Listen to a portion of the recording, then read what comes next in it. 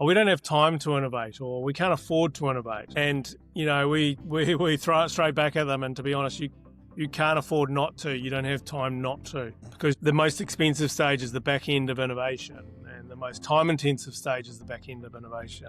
And if you don't have the problem and the solution right before you go in there, you're going to waste a lot of time going down rabbit holes and, rework and things like that. Today I'm joined by Nathan Baird, a globally recognised design thinking strategist, founder of design-led innovation and growth firm Methodry, and author of the Innovator's Playbook, how to create great products, services and experiences your customers will love.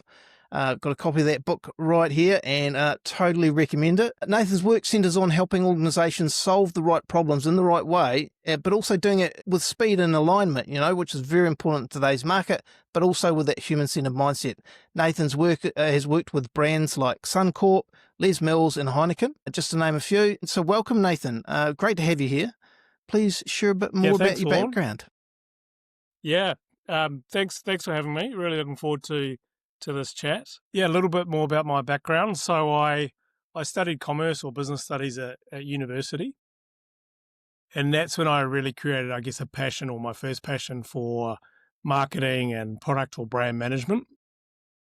And I ended out, even though I wasn't necessarily the academic type, finishing university with a master's in marketing. And I actually did a thesis on, it was called marketing or brand management in the new marketing environment. So I really got into brands and products then, and wanted to be a brand or product manager on, a big sort of global product.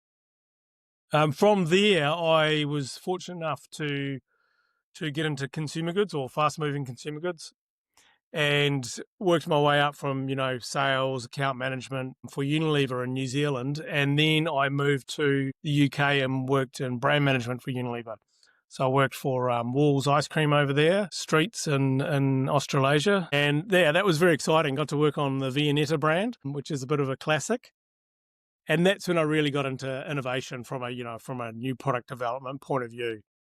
And when I say the new product development point of view, on the, the marketing and the insights and the conceptual side of it, but working closely with people in, research and development and food technology and things like that. Okay. So that's when I really got a taste for innovation. And I spent 5 years in the UK, and I really enjoyed those innovation projects, but I also started quite enjoying, what could we do to be more innovative as a team or as an organisation, and got more and more interested in, I guess, culture and capability development and training. And I'd say those 5 years I had in London's, I guess, where I really cut my teeth, but it's probably 50% of what I use today is from those 5 years. So it's quite a, intensive learning spell, and something I'd highly recommend to anybody if they get the opportunity. I mean, it doesn't have to be the UK, but, going somewhere that's a bit different from your market, or, as a Kiwi, something that's a bit bigger. From there, moving back to New Zealand, spent a couple of years working for DB Breweries, subsidiary of Heineken, and set up their innovation team. And that was fantastic, taking all those consulting learnings and bringing them back client side again, and really, I guess, putting them to practice and seeing them through, which was really nice. And then about 15 years ago, we moved to Australia, to Sydney, and number of roles here, run my own consultancy 3 times, and then also joined KPMG to set up their design thinking practice as a partner. Okay. And right now I'm back out running my own practice again, working for clients across many different industries. Oh, so what's one thing that's really stood out with that sort of a transition to sort of external, and then sort of running your own practice, and then sort of going to KPMG and then back out to your own? Like, what have you seen sort of change? Yeah, so I mean, one thing's quite obvious is I do like variety. Mm-hmm. And you can see that throughout my career, but also that's what the consultancy side brings you. So a few things. So first of all, in case people are considering this, I think it's really good to start client side. It gives you a really solid background, but it also gives you credibility if you do go into consultancy. What I loved about consultancy, which I sort of touched on, is just that variety and diversity.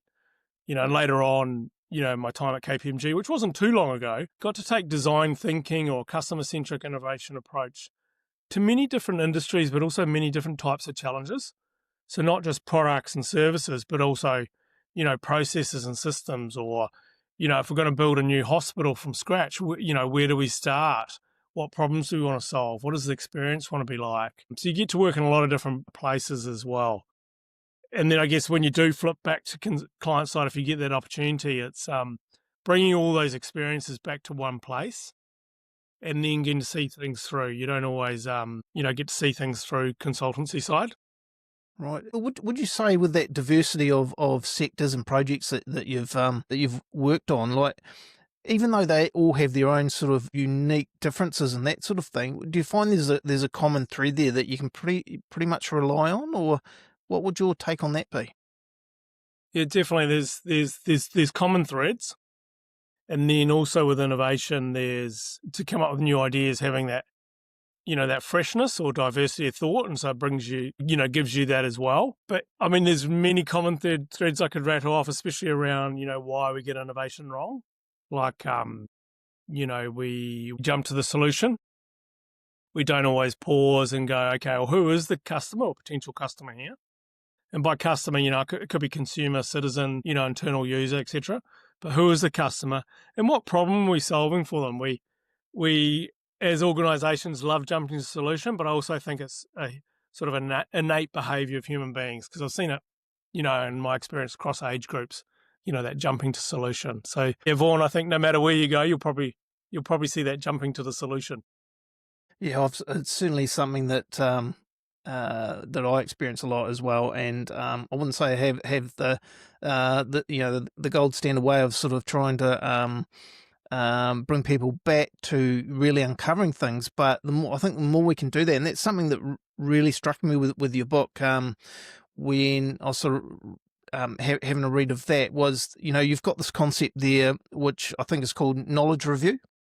Mm-hmm. And I guess a lot of my practice coming in from that as an external, it's been doing a really full context of the entire sort of system, and but one thing that I probably haven't done as well early on is that sort of internal sort of assessment of, well, what do we already know, and what do we need to know, and that sort of thing. So, but we sort of developed that out with the work that we've been doing lately. But I'd love to hear about your approach around knowledge reviews, sort of how that came about. But why is this so critical in your practice?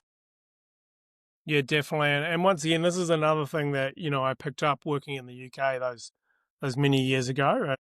A lot of my work, comes from working with many different people, and you always obviously try and reference where you can, and sometimes it's just was way back in the ether and you can't remember. But a number of companies I work with in the UK use that type of approach, and have been put it together. In a nutshell, I use it to kick off the discover stage. And when I say kick off the discover stage, it's at the beginning, but it's before you go out and do any fresh, or new customer research. You want to make sure you're not spending money on research when you don't need to. You may already have some existing research that's really valuable. You may already have some, experiences across the people in the organization that's really valuable. And this is coming from the guy who's very pro talking to your customers. So don't get me wrong, you're going out there and talking to your customers. It's, nothing beats that. But let's just pause. Let's not throw the baby out with the bathwater. There could be some gold in what you've already got. So that's sort of the why of it. There's a framework which maybe we can share with people, which is really helpful in this, which we call the resight tool. And what you do is you take all your existing research and you can go through it and, I guess, allocate, observations or facts or findings across this, 2 by 2. In the top left, you've got confirms things we know and are still important. And I think that's that important, but it's quite important. And then on the right is things that we don't know, so we need to go and find out about. So they're sort of gaps in our knowledge. Okay. And then down the bottom, you've got new facts and insights. So didn't know that, hadn't thought of that about the customer, or that's something new. So even though it was within that existing research, or, it could be some desk research you've done, could be online research, it's something new. And then on the right hand side, what we've got there is, I guess, hypotheses and ideas that you'd like to explore. And so what happens is everything on the left hand side jumps through to the what I call the distill stage, so the frame or define stage, depending on what model you're using, where you generate insights. Whereas the two on the right-hand column, so the what we don't know and the hypotheses and ideas, they form your discussion guide for your new customer research.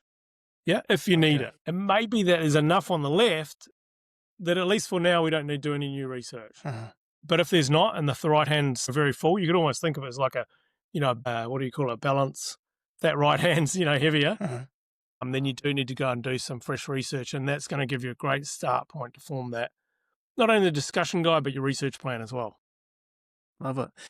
And do you, where do you find it's most useful? Like, do you kind of see this also as a little bit of a unpicking, I suppose, in some way of the mandate, or the scope of the work? So, and what I've previously found is clients can frame things up based off what they think needs to happen. And then when we go and do the discovery work, well, it's often, well, actually, hey, we're finding that some work was already done over here, or and we didn't know that up front, or actually there's a whole lot of gaps here. So whereabouts are you sort of using it in that client engagement piece?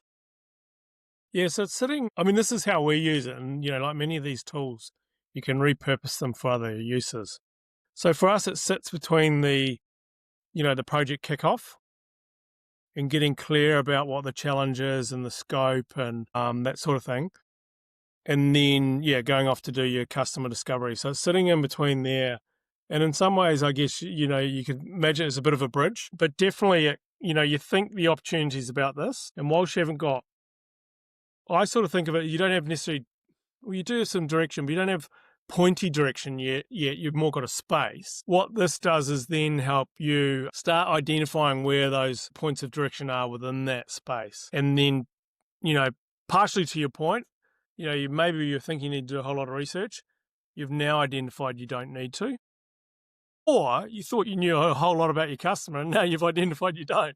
So you need to go out and do the research. And that happens just as often as the other as well. Excellent. When I was reading through the book and our earlier conversations, I think it's pretty clear that both you and I have some firm views around the importance of doing this front end work, the discovering, the understanding, before we sort of move on and try and come up with solutions. What sort of mistakes or blind spots have you come across that you could share with the audience around where team, if they're not doing this work, where they can really fall down? Yeah, definitely. And I guess we've touched on it already in terms of organisations jumping to the solution. And I guess there might be more than three, but I can think of three levels of jumping to the solution. So there's just jumping to the solution, coming up with an idea. Okay, let's go and do a business case and let's build this. Or hopefully if they jump to a solution, they might go back and test it with some customers. The next level is, I've got an idea and we just go and build a business case. And, we've had clients that we started working with who previously had spent, an exec, picking on the poor execs here, but have an idea, get a team to build a business case and spend 6 months, $500,000 building a business case, and they still haven't spoken to a customer. And some organisations or industries and, government, are not picking on government, but those business cases are even more expensive and more time consuming than $500,000.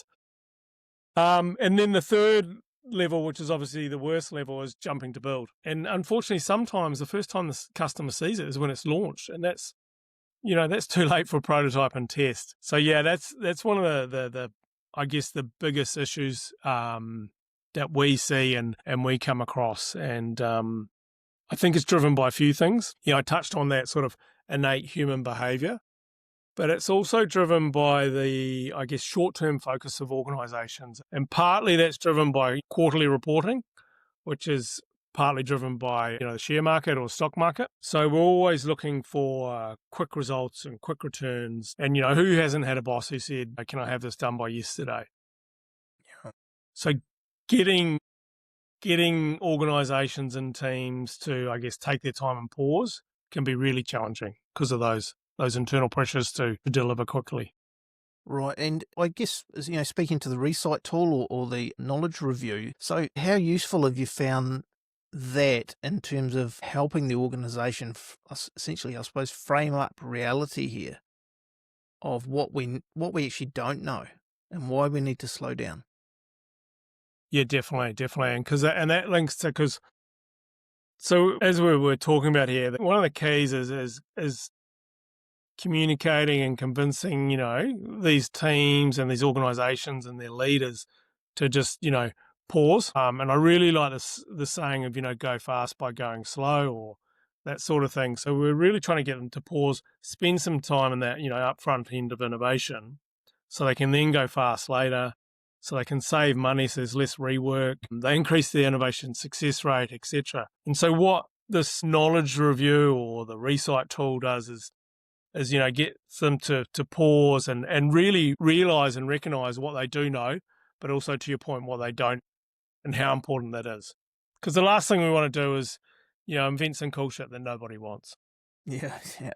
So maybe just digging a little bit deeper there around, so if we're doing this sort of activity, if you like, of knowledge review. So as a practitioner, consultant, how do you also use that around not just knowledge, but what does it give you any other sense of the culture, and perhaps almost how you need to kind of manage client expectations and, I suppose, power dynamics and things like that? Yeah, it's I'm just thinking, I don't think we've directly used it around that area, but I think that's quite a fascinating thought. And you could, because you could use it in different areas. Like you could even, I mean, this has been too literal for what you're saying, but you could, what do we currently know about how we do innovation? What do we not know about how we're doing innovation?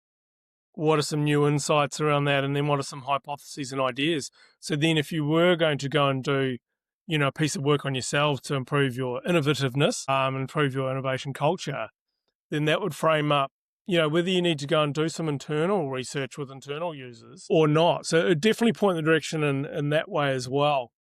I think the other thing, when you are doing, say, product or service innovation, it does highlight for the culture, how customer-centric we truly are, either because there's a lot of research already and knowledge there, or there's not, but then how we act as a team and leaders to the fact there's not.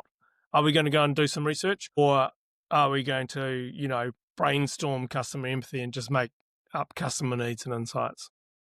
Love it. So maybe just thinking around that, is there a particular, I suppose, client or scenario that you can recall where perhaps using this has actually created a sort of significant pivot, sort of in a particular project, or changes the direction in some way, surprising insights, that sort of thing that really helped the sort of innovation that you were doing? The main thing, or the most helpful thing I see coming up, a couple of things. One is, for quite a few organisations, we've planned a discovery stage. We haven't gone off and booked in the customers or potential customers yet, because we've, need to do this knowledge review first. And just, realise the depth of knowledge and I won't say insights yet, because, we still need to turn these observations and facts into insights, but, of customer understanding.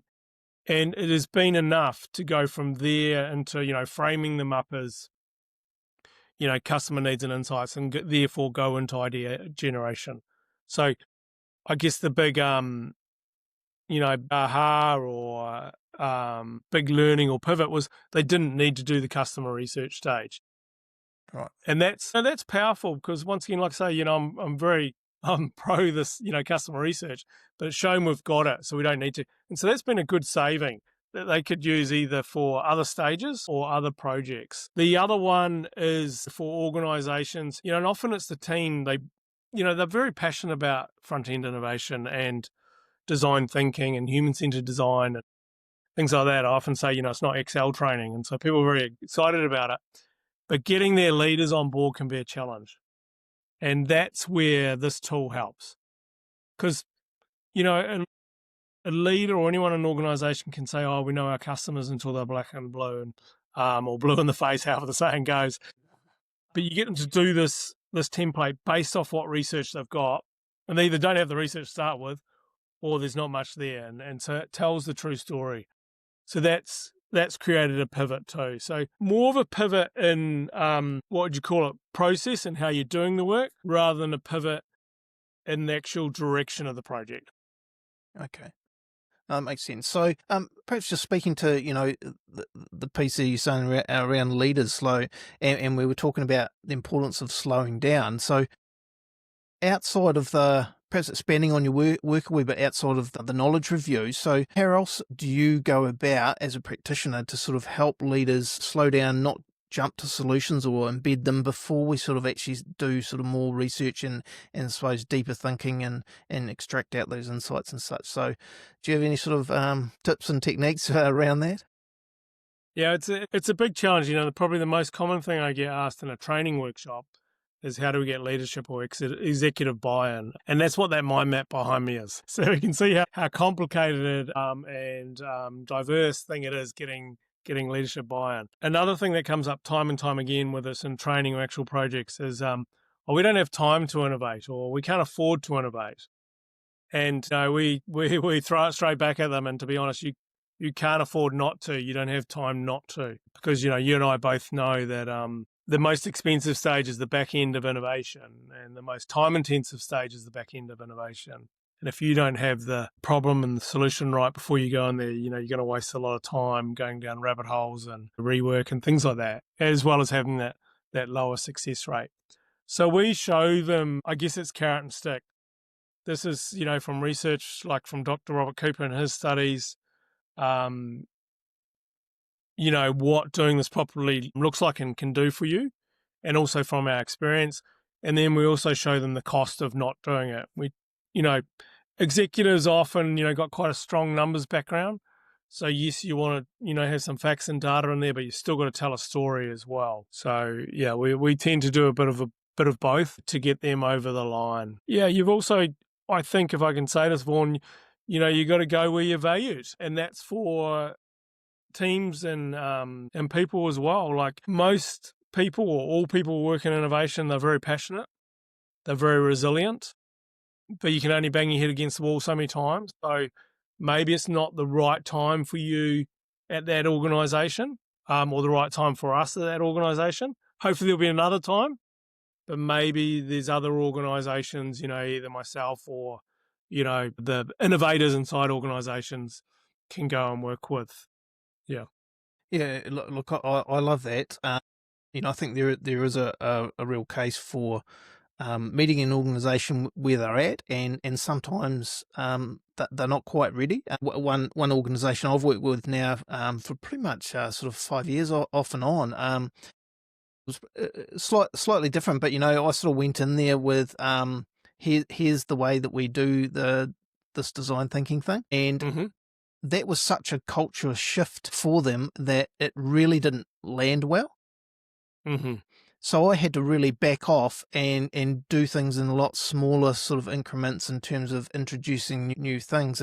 But subsequently, there's been lots of repeat work. So I think it's a case of, I sort of think of it as stretching them at a certain degree. It's not necessarily as far as you'd like them, but just chipping away at it. And this organisation is now doing great things where they're sort of leading that themselves. They've got an internal person now, and it's really helped shape that culture. I was just sort of thinking around, okay, once we've gone out and done these a lot of discovering work, everybody's on board, we've got the leadership here, and we've got a whole lot of insight. How do you then, what's your way of helping teams come up with ideas? So can you maybe talk us through that a bit? Yeah, definitely. And I think there's a few things. And first of all, I'd love to say, or I want to share that if you come up with really good, needs, important unmet needs, and the insight behind that for your customers or potential customers, you almost can't help but come up with good ideas. It's that statement, we use customer need and insight. D-School call it a point of view. I think when I was at Unilever, it was, I think it was just called an insight statement. And people use user stories, et cetera, et cetera. The key thing to me is, you describe the customer in the context. So it's quite descriptive. And then the need is, often, needs can be, functional, emotional, social, but often it's the emotional or social need that is the real opportunity. And it's, we'll prioritize them by needs that are both important and unmet. typically. There can be opportunities in those other areas too. And then the insight, as it says, it should be insightful. It should tell you something about, the customer and the need that's not already in there. And I use a little, I guess, a question question that unlocks it is, why is the need so important to the customer? And come up with, what we intuitively think. We have to infer it because customers won't give you the insight. And why is it so hard to solve? So why is it so important? Why is it so hard to solve? And by generating answers to those two questions, you can sort of intuitively feel which one matches the need in the customer best. So that's the start point. Come up with those. They're based off real customers, either through existing research or fresh research, and you'll come up with good ideas. The other things are some pre-work. And by pre-work, I really mean incubation. I read one of Mahali Csikszentmihalyi's book. He's the author of Flow. He's got a book on flow and, invention and discovery and innovation. And he talked about basically the longer that he studied a whole lot of people who had won the Nobel Prize for innovation and science and that. And what he found, one of the things was the longer you had to incubate, the better your ideas were. And, talked about someone who got a Greyhound bus from the west coast of America to the east coast or the other way around, and how they're working on this wicked problem. And by the time they got there, after how many days that is, they'd solved. So what we'll do with the pre-work is we'll send out those customer needs insights. We turn them into what we call a creative brief, stealing from, sort of Adland there. And people will just incubate on it, because they're basically framed up as, questions, and either subconsciously or consciously, their brain will look for solutions for solving those problems. That way you're not relying on just ideas in the workshop, you know what I mean? So suddenly we turn up to a workshop and we've got to turn it on. So a lot of the good thinking or pre-work foundation is done beforehand.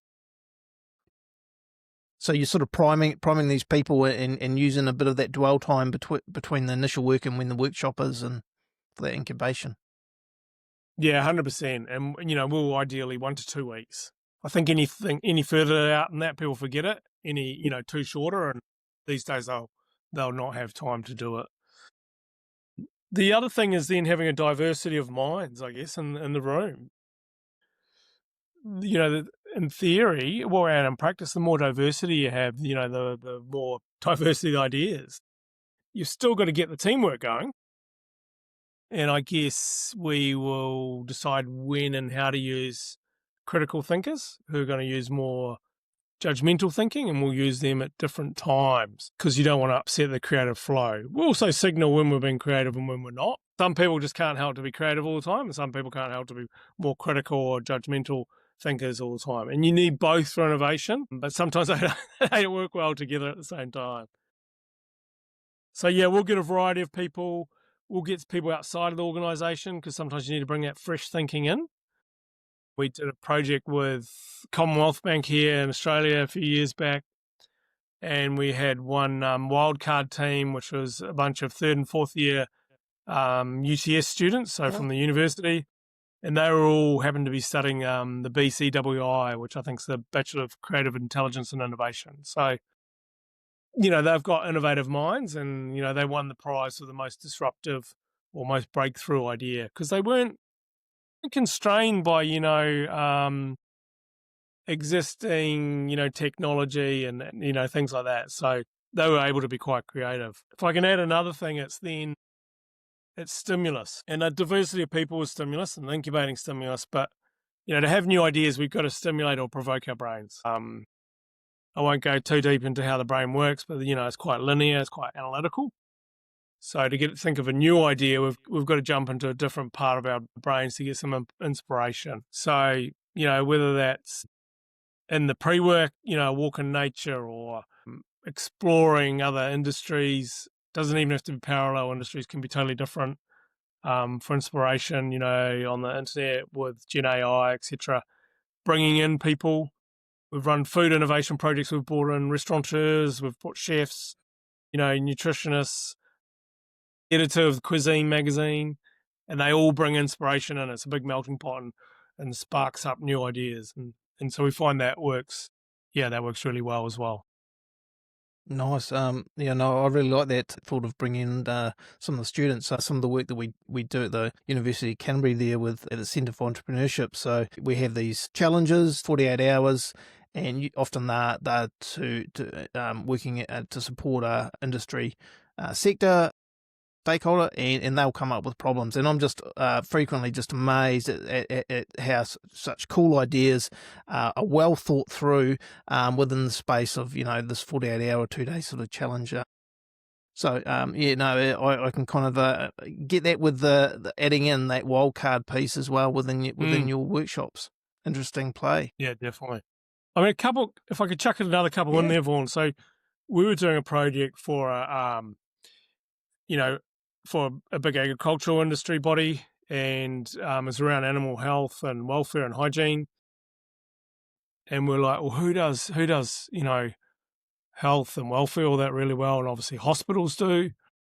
And so we got someone who's an expert in that space to come in. And it's just simple things like, in hospitals, in the door handles they put, can't remember if it's copper or bronze, probably copper, in the door handles, and that kills bacteria. So it's just new information like that, which, you could then apply to a farm, or a factory setting. It's, who else in the world's really good at this, but in a different industry. And, it's like the fast train in Japan, and it used to make a lot of noise, tunnel boom going through the tunnels. Right. And then they were running a brainstorm, and someone's an avid bird watcher, and they're talking about, a bird like the kingfisher, how when they dive into the water, they don't make any splash. And so the front of the, the speed trains, it's been shaped off the nose or the beak. The nose of the train's been shaped off the beak of, of a kingfisher. Okay. And so it got rid of that tunnel boom that was disturbing residents, but it also increased the speed of the trains even further. Right. So yeah, inspiration can come from anywhere. I love that. It's something often I think underplayed. People tend to stick within the industry and think that that's the expertise that will always solve the problem. But no, I like that, drawing on sort of other sectors and inspiration from other sources and such. Yeah. It's probably one of the things that frustrates me most, because let's say I'm doing a work on public transport. Say it's on with a public transport train company, and it's down this end of the world, and so they go, oh, well, let's go to Japan, or let's go to Switzerland or Germany, because their trains run smoothly, they're on time and all that. And I'm like, yes, it's going to give you some incremental improvements, and that might be what you need. But if you need some more, revolutionary or even evolutionary innovation, go outside of public transport. Yeah. Like, if one of your big insights is we need a working carriage or quiet carriage, well, go to libraries. How do they do quiet? Mm-hmm. Yeah. For some reason, we stick with our industry, and we even see it, in the banking sector, and all their hires come from other banks. And I get you've got to have some industry or sector knowledge, but then where are the fresh ideas? Bring people in from other industries as well. Yeah, Absolutely. So it's a big one for me. Yeah, well, I forget where it was, but I saw a piece of research. It might have actually been in the circus industry. I can't actually recall, but there was something like, after people have been in an organisation for, let's say, several years, let's say 7+ years, the actual fresh ideas starts to drop off. So there's some evidence there for, actually we need rotation of people coming into organisations. And I don't necessarily think that it needs to be sort of solely within that one organisation, right? So I'm really keen, just touching on that, around when we're doing the ideation, how do we avoid or build on, or I suppose not get stuck on the safe ones as well? Yeah, and I think some of those techniques we talked about before really help with that. But you still need permission, don't you? So we could use all these lateral thinking techniques to stimulate fresh ideas.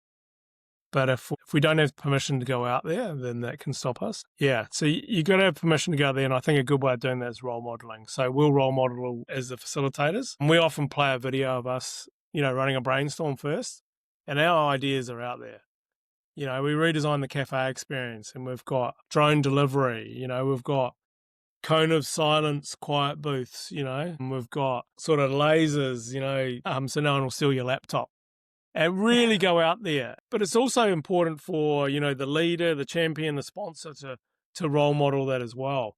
Because in all those crazy ideas, there's one that you can refine and make work within feasibility and viability and will be a good breakthrough idea. So it's about having permission, it's about role modeling that, but it's also about the state you're in and having fun. You can't have ideas when you're being serious. Yeah. A well-known creative in the advertising industry talked about how the brain's a very different muscle to the other muscles in your body. It's not one, you exercise like a bicep or a quadricep or whatever. You got to have a bit of fun. You got to play to have good ideas. Yeah. Now, since you were talking a little bit around some really out there sort of ideas and with technology and such, I'm perhaps keen to sort of explore a little bit about AI. Let's start off with how are you using AI within your own organisation? Yeah, definitely. No, it's an interesting one. I don't know if I have a love-hate relationship with it, but it's do we really need it? There are some areas of humanity I think it can have a big impact. Whether that's fighting cancer and places like that, and look, there'd be many other areas too. But I think we got on all right without it to date. And saying that, I do use it on projects. It can be really helpful, in that we were talking about that, that knowledge review or knowledge audit stage. Obviously we've got these large LLMs that we can draw on to help us open up some opportunity areas. Let's just pick something simple. Say we're innovating breakfast. You could jump on there and really identify what are the opportunities around, breakfast for, your target audience for, families with young kids or something like that.